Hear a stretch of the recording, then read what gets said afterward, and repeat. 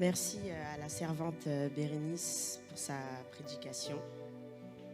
Alors nous allons passer au témoignage du frère Georges. Et tout d'abord, j'aimerais remercier l'homme de Dieu, le docteur Lendo Nissi, pour sa présence.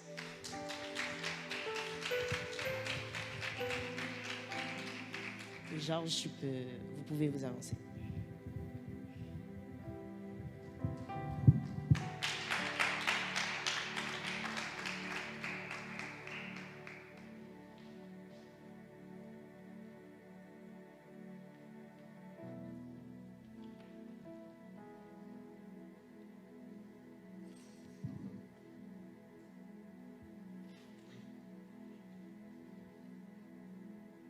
Déjà, bonjour à tous et à toutes. Donc voilà, j'avais prévu en fait tout un petit truc de carnet en fait pour le témoignage, mais en fait j'y arrive pas, donc je vais plutôt sortir en fait comme ça me vient, et ce serait peut-être même plus authentique.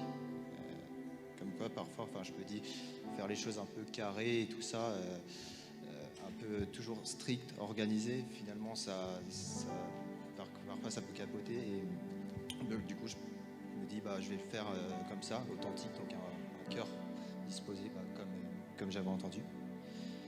Donc voilà, actuellement je me considère comme un chrétien porté vers la mission en fait, un peu pour essayer de bouger la jeunesse en fait, avec tout ce qui se passait, tout ça. Et je vois de plus en plus des sourires, des trucs, c'est magnifique. Et du coup, j'aimerais parler de d'où je viens exactement. De base, en fait, je viens d'un milieu qui était en lien avec la délinquance, l'anarchisme. J'avais des problèmes de toxicomanie qui étaient très lourds, sur l'alcool, le cannabis, la cocaïne, le crack, des drogues très violentes, très dures. J'ai eu des problèmes avec ma famille après, et j'avais des tas de soucis sur tout ça en fait. J'étais perdu. J'allais en garde à vue, après j'allais aux urgences, puis à un moment en fait j'ai fini en hôpital psychiatrique en cure de désintoxication.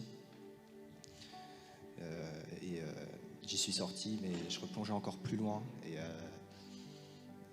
ça c'était de pire en pire en fait. Donc voilà, j'avais vraiment la haine en moi.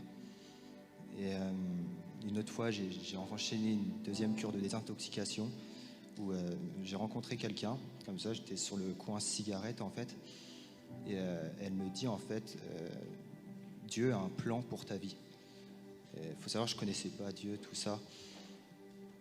Elle me dit, voilà, Dieu t'appelle à quelque chose en fait. Et je la prenais un peu pour une folle au début, puis je comprenais pas vraiment ce qu'elle me disait. Et quelques jours après, j'ai fini par la revoir, et lui demander vraiment de prier pour moi. Et en fait, qu'elle m'aide un petit peu en fait. Et elle a fini par m'expliquer un petit peu c'est qui Dieu, qu'est-ce qu'il peut faire pour moi et tout. Et je me suis pris une permission en cure de désintoxication. On n'avait qu'une permission que je crois qu'on pouvait prendre. Et j'ai pris ma permission pour me chercher une Bible directement. Généralement, on prend notre permission plutôt pour faire des sorties. Là, c'était vraiment pour la Bible.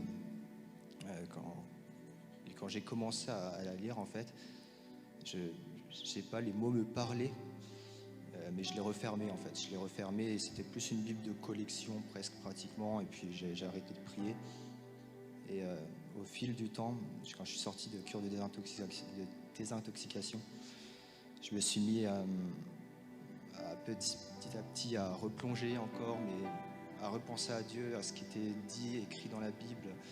Et petit à petit, en fait, ce que je me rends compte, c'est que plus je tombais, plus je chutais et tout, bien, plus j'avais envie de re-rencontrer Dieu, de savoir qui c'était en fait, et qu'est-ce qu'il pouvait faire pour moi.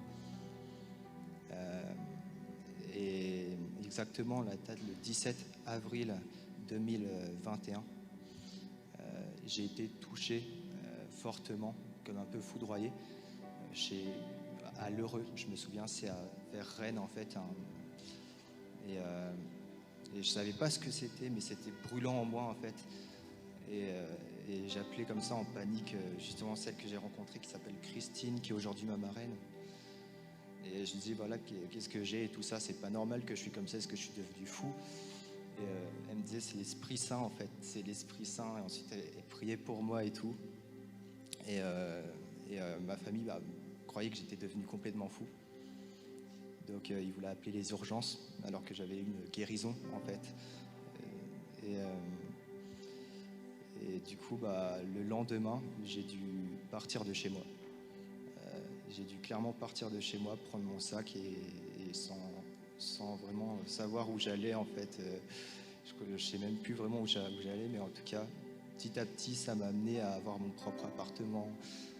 Ça m'a amené à avoir une nouvelle vision du monde, un peu, à avoir des projets, à avoir des choses comme ça. Mais plus ça allait, plus en fait finalement je me mettais à lire la Bible. Parfois j'en passais des nuits blanches à prier. Je voulais toujours me rapprocher de plus en plus. La louange, j'avais découvert ça. C'était des chants pour moi qui étaient je me sentais porté quand j'en écoutais en fait. J'avais l'impression d'être comme dans un monde merveilleux et tout.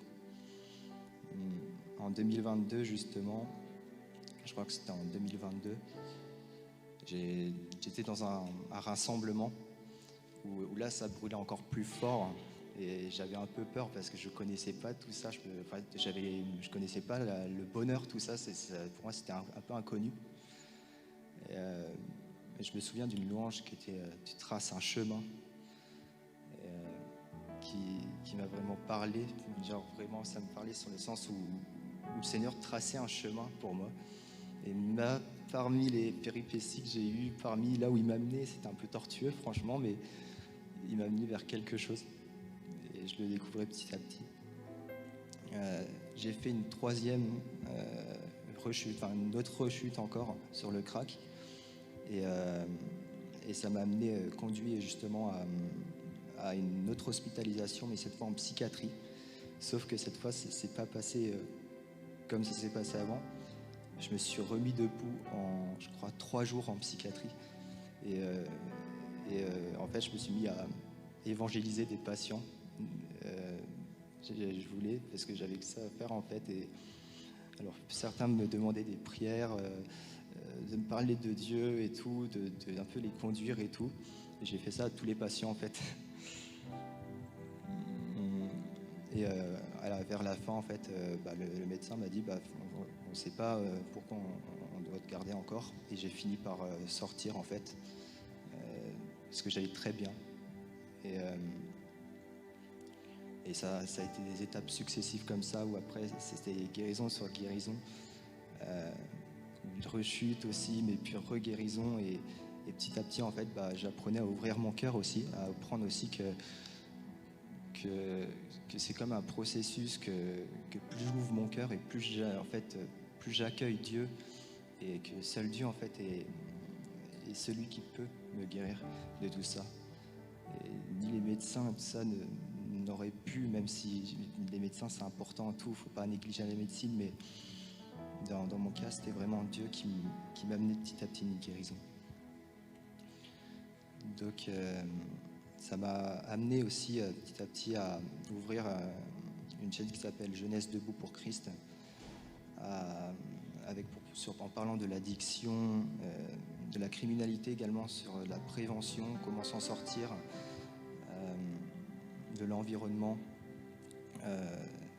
Bientôt également peut-être d'un réveil spirituel qui serait important. J'ai évangélisé énormément sur Rennes, parfois sur l'aide des sans-abri également, leur apportant des repas et tout ça avec diverses églises. J'ai pas d'église fixe en fait, je suis un peu un sans église fixe, on pourrait dire. Et voilà,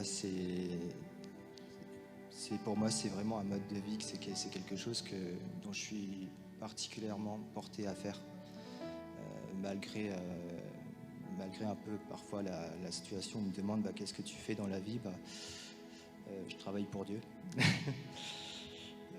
Et,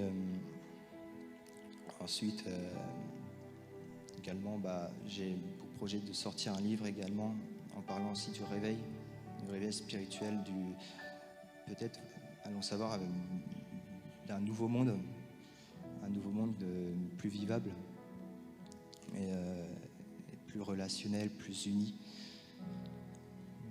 Donc voilà. En fait, je suis passé, là c'est pas fini parce que je suis pas encore baptisé. Je suis en cours de baptême. J'apprends petit à petit, je chemine. Je me fais baptiser dans 1 an, exactement. Voilà.